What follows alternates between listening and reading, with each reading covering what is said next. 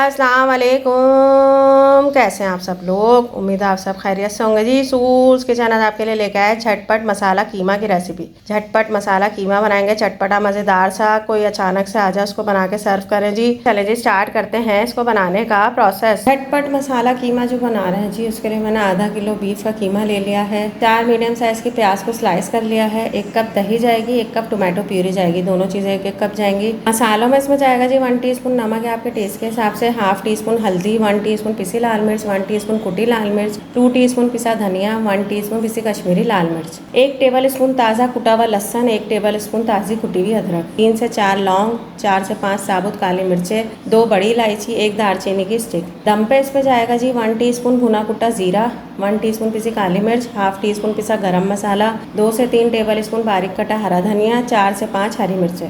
Half cup oil लिया है जी, उसमें प्याज डाल देंगे। प्याज को हम अच्छा सा लाइट गोल्डन सा करेंगे। इसमें खड़े मसाले अदरक लहसुन डाल देंगे, मिलाएंगे, कीमा डाल देंगे। कीमे के साथ इसको इतना फ्राई करेंगे कि कीमे का कलर चेंज हो जाए। कीमे को अच्छी तरह फ्राई कर लिया, इसका कलर चेंज हो गया जी। टमाटो प्यूरी डाल देंगे, मिला देंगे अच्छी तरह। टमाटरों का कच्चापन ख़त्म करेंगे। टमाटरों का कच्चापन ख़त्म किया है जी, अब सारे स्पाइसेस डाल देंगे, दही डाल देंगे।